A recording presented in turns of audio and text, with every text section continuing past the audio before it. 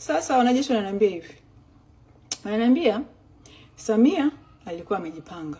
Yaani pale alipo Magufuli kufa tu akapata ule urais, alijipanga immediately. Yaani alishakuwa na plan anataka kufanya nini na Tanzania bara na Zanzibar. Sasa kilicho happen ni kwamba ndio ile kwanza yani kwamba alimpush out Asma Beo, sababu ndio hivyo alikuwa amesha mpanga Mkunda, yani amesha mset Mkunda, ndio akamweka pale Mkunda. Lakini wakaniambia tatizo sio hata Mkunda, tatizo ni Wazanzibari ambao amewaweka kwenye position ambazo ni critical, ambao ndo sasa hivi wanarun show, unaona. Wanasema jeshini CDF is powerful, lakini kuna huyu mdhalimu, I think ndo chief of staff wa jeshi, mdhalimu huyu ndo anaye-run operation zote. Hakuna kinacho happen jeshini bila yeye, information zote zinapita pale. Sasa huyu alimweka ni Mzanzibari, mzenji, very, yani mtu wake. Kwa hiyo huyu ndo most powerful person kwenye jeshi. Huyu Mzanzibari ndo the most powerful, sio hata Mkunda, unaona. Sasa wanasema baada ya hii issue kuanza, Samia alitoa order wanajeshi wapige risasi wananchi, unaona. Yani anataka wapigwe risasi, na madai yake aliwatoa kule, ambao huyu mdhalimu sasa, huyu chief of staff anasema ni kwamba anasema mbona Zanzibar Wazanzibari walivyo andamana, walivyo riot ili kupinga uchaguzi au kudai nani, walipigwa risasi na maandamano yakafa na serikali ikashinda. Mbona kule walipigwa risasi, kwa nini huku wasipigwe risasi serikali ikashinda? Kwa hiyo anasema na wabara na wao wapigwe risasi kama walizopigwa kule Zanzibar, wapigwe na wao ili nchi tulie. Kwa sababu yani anasema kilichotumika kuwatuliza Wazanzibari kule anataka kitumike na huku bara sasa hivi, unaona. Ndio akawa ametoa hizo order za kwamba anataka polisi wa shoot watu, anataka jeshi shoot watu. Ndugu zangu, tukishapita hii ngwe sijui tutapa nini wanajeshi wetu, kwa sababu wamedefy hizo order, wanafanya opposite na order zilizotoka, wanafanya exactly opposite. Yani Samia yuko pissed na ili jeshi, yuko pissed vibaya kwamba wanatoa protection ya wananchi badala ya kuwapiga risasi, unaona. Kwa hiyo wale wanachoniambia ni kwamba waambiwa Tanzania sasa hivi hawapigani tena Tanzania, hawaipigani tena Tanzania, unasema sasa hivi wanapigania Tanganyika. Waambie this is the fight of their land. Anasema wanasema sasa hivi haya maandamano, wanasema maandamano ya leo wanayahitaji yawe makubwa zaidi ya haya siku zilizopita. Wanasema sasa hivi msiwache Gen Z peke yao haya maandamano, kila mtu, mwanamke, mwanaume, wanasema wao watalinda. Wamesema wameanza jana kudili na hawa soldiers wa Mseven, ambao Samia ndo kawaleta. Sio Mseven kawapitisha tu waje wafanye, no, Samia ndo kamuomba Mseven awalete, kwa sababu alishahisi jeshi hawatawapiga watu risasi. Kwa hiyo akamtafuta yule ili aje. Yani Samia anachosema, anataka itumike nguvu ile iliyotumika Zanzibar kuwa ile maandamano, anataka itumike na bara. Anasema mbona kule mliweza kuwatuliza, na hao mwatulize wa uweni tu. Kwa hiyo ndo kawaleta, ndo akamuomba Mseven awalete hawa watu. Kwa jeshi linasema toka jana wameshaanza kudili na hawa na wameshawaua wengine. Lakini wanasema yani issue yao ni kwamba hawa wakishafanya tukio kwenye mtaa something, wanakimbia wanatoroka. Kwa hiyo jeshi wanakuwa by the time wanafika pale, wananchi wanawaambia wale kukua jeshi hili linachosema ni kwamba wanahitaji wananchi immediately mnapoona wale zile gari, yani pale yani ukimsikia wako sehemu fulani, wanahitaji zile taarifa. Na zile taarifa watazifikaje? Kwa hiyo sasa hivi inabidi mkiwaona wale popote, namba yangu kila Mtanzania anayo, ni textini, wako hapa sasa hivi ili mimi niwape wameshanipa channel ya kuwapa immediately wale watu wa M7 wakionekana sehemu, mimi niwaambie haraka wafanye ili waende kwenye ile eneo. Wanasema they are trying their best. Sasa wakataka kuaddress the main issue ambao ndo sasa hivi kila Mtanzania, dunia nzima inashangaa kwa nini haifanyiki. Naomba kila mtu apae attention, sababu mimi mwenyewe nimepata somo kubwa ambalo nilikuwa silijui. Issue ya kwa nini jeshi alichukua nchi, kwamba hata kama Mkunda, kwa nini wengine hawachukui nchi, kwamba imefanyika hizi nchi zingine, kwa nini Tanzania haifanyiki? Anasema yani umeniambia kwamba hii kitu ambacho nitawaambia sasa hivi hata watu wa usalama walikuwa wajui, kwa sababu kuna watu wa usalama hizi siku mbili hizi wamewatafuta wanajeshi, wanawatafuta mpaka nini mchukue nchi nyie, sababu watu wa usalama ambao ni Watanganyika, kwa sababu sasa hivi usalama imejaa tu Wazanzibari afu kwenye position za juu, na Mombo yani ni tayari iko compromise. Kwa Mombo sasa hivi anafanya kazi ya Samia, na Wazanzibari ambao wako juu wameshika wale, ndio sasa hivi wanarun nchi, wanarun show, ndio kwamba hapana, lazima tushinde wale. Sasa kuna Watanganyika ambao wako ndani ya usalama taifa, ndio sasa na wao wako wanahangaika kama sisi tunavyohangaika kwa jeshi lichukue nchi haraka. Kwa hiyo wamewatafuta, ndio wakawa explainia kwa nini mpaka sasa hivi jeshi hajachukua nchi, yani kikosi hakijatoka kuchukua nchi. Unaambiwa mpaka watu wa usalama wenyewe wameshangaa kwa hawajui information. Na nikaambia kwa nini mkuniambia before kitu. Wanasema tungekwambia before, hii ni siri ya nchi. Sababu tukisema tunaweza hata tukahatarisha nchi kwa enemies wa nchi. Kwa hiyo ndio maana tulikuwa tukwambie hii information leo, lakini kwa nchi ilipofika, na kwa sababu wananchi sasa hivi wanaanza ku lose hope, na jeshi wanaona kama labda sisi hatutaki kuchukua nchi nini, wanataka tuchukue na hatuchukui, inabidi tuweke tu siri huko nje, kama adui zetu sijui nchi zingine watafanya, lakini sasa hivi Watanzania come first, inabidi tuwakam wananchi, tuwape moyo, tuwape nguvu, ndio inabidi sasa wanipe siri. Wananiambia jeshi la Tanzania ni tofauti na majeshi mengine yote mnayojua duniani. Ni tofauti na majeshi hayo. Wananiambia jeshi la Tanzania ni tofauti na majeshi ya West Africa. Tofauti kwa sababu yani ni tofauti.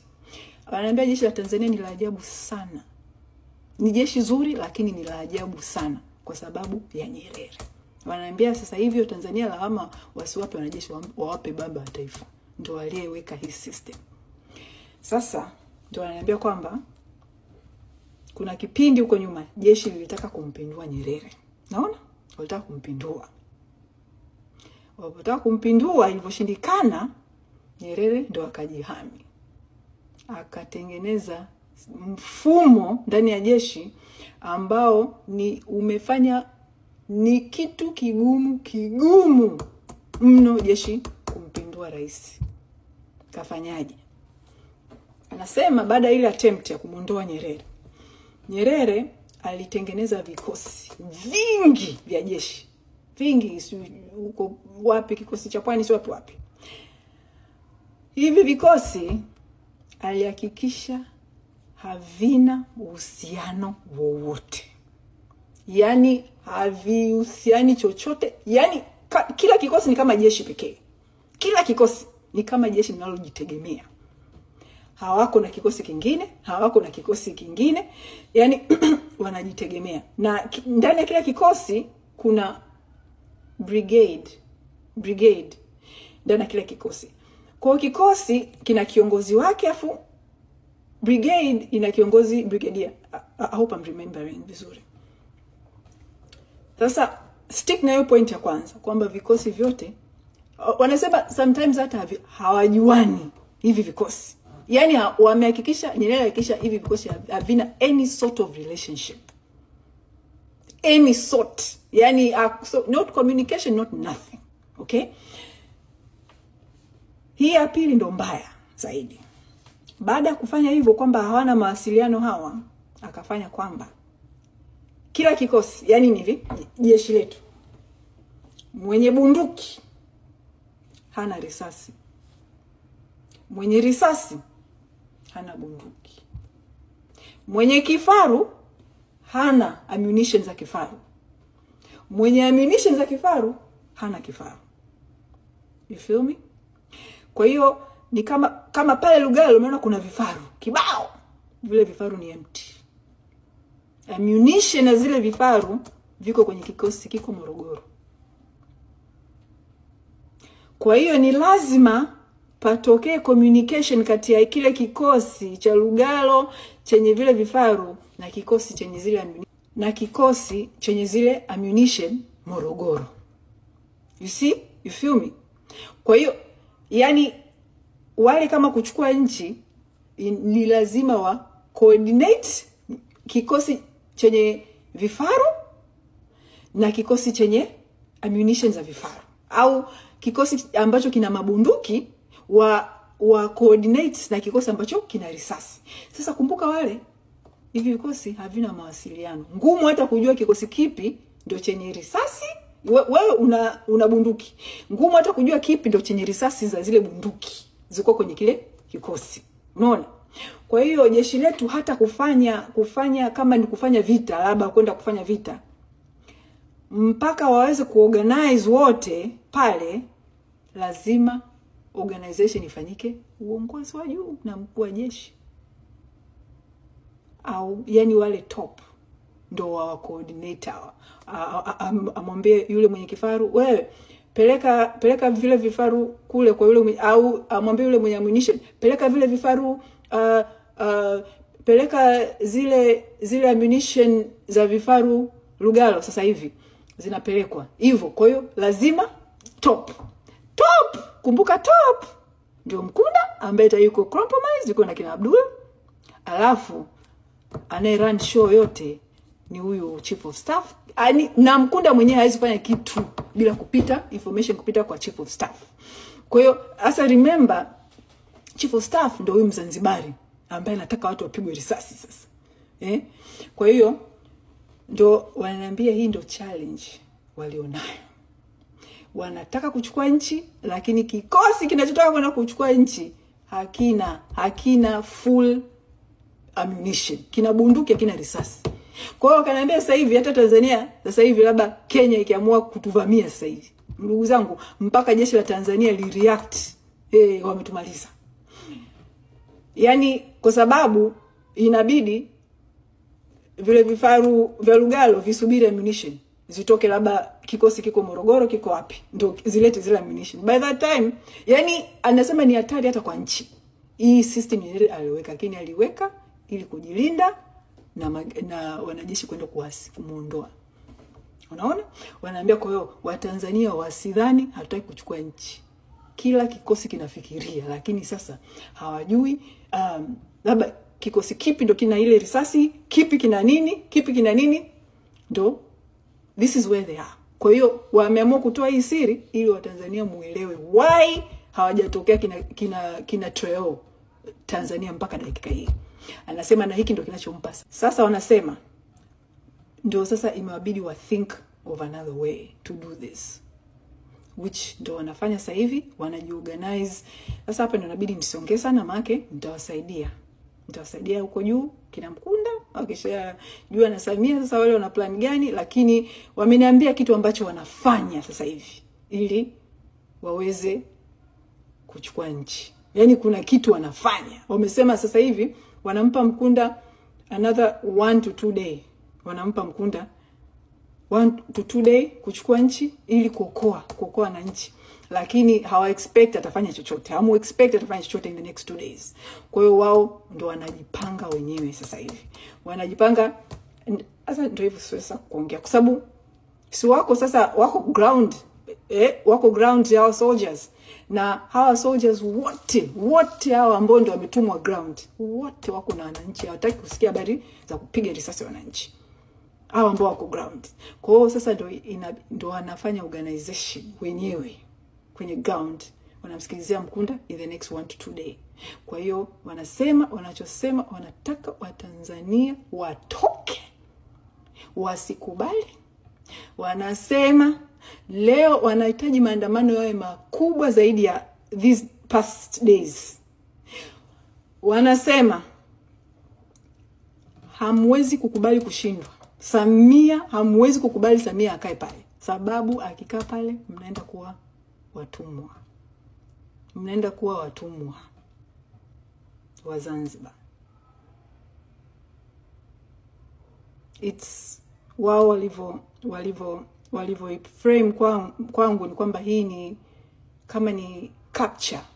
Sasa hivi hii ni capture ya Tanganyika inafanyika sasa hivi, na ni capture ya Tanganyika, na alijipanga, ameweka Zanzibari kwenye very good positions, especially usalama taifa na jeshini. So hizo sehemu ni very critical kwenye kuchukua nchi. Kwa hiyo ndo amesema leo Gen-Z wasiachiwa maandamano peke yao. Wanasema wanataka waone barabara zimejaa binadamu. Wanasema wanataka waone, wanasema kwanza mkishajaa wengi ndio protection, kwa sababu hawataweza kupiga risasi kwenye barabara kuu, watu wamejaa. Na wakaniambia, nabidi tu niseme, wakaniambia kwamba niwaulize hata wananchi wa jana wa Dar, kuna maeneo walikuwa wanaogopa kutoka mtaani kwa sababu ya wale wajinga, wale goons wale goons wa M7 walikuwa wanapita mitaani wanapiga risasi, kwa wananchi waliogopa kutoka. Walichofanya jana, jeshi lenyewe lilikuwa linapita mitaani, ndio linawatoa watu, linawaambia ingieni barabara ninyi. Ulizeni wa Tanzania jana walioingia barabara, walikuwa kuna watu walikuwa wanaogopa jana kutoka. Jeshi ndio lilikuwa linapita linawatoa, linawaambia tokeni mbwenye, njoni muandamane. Unaona? Kwa hiyo wanasema sasa ngumu kufanya hivyo kwenye kila mtaa. Wanasema lazima waambie Watanganyika sasa hivi they have to come out and defend their land. They have to come out and defend this land. La sivyo wanaenda kuwa watumwa. Wale watu wana hasira na Tanganyika, ndio kanaambia wale watu wana hasira na Tanganyika, na hawaiachi vivi, wana hasira ile mbaya. So hiyo ndo message walionipa. Kwa hiyo jamani, tuambiane kila mtu, lakini wame insist msifanye vurugu. Wame insist msivunje vitu, msichome. Wanasema at the end of the day mtajiumiza wenyewe baadaye. Wanasema msichome vitu, msifanye vurugu. Wanataka mtoke kwa amani, mtoke na mabango, come out peaceful and protest, lakini muwe wengi. Wanasema wanataka muwe wengi, yani kiasi kwamba Samia huko alipo yeye mwenyewe give up, kina Mkunda wenyewe wa give up, waone issue imeshindikana, itabidi tuwe watu milioni 60. Ndio hicho wanasema muwape impression, lazima muwape impression kwamba lazima waue watu milioni 60 kama wanachukua nchi, kitu ambacho hakiwezekani. Kwa hiyo wanachosema jamani, wanasema hata mpaka wazee watolewe ndani. Anasema mpaka wazee, yani hata kama mtu hawezi kutembea atolewe ndani, wajae barabarani, ili hawa wa give up, waone ya maandamano yaendi popote. Inabidi waue watu wote, wasiachiwe Gen-Z peke yao. Hiyo ndio message na hiyo ndio sababu. Lakini wamesema in the next 2 days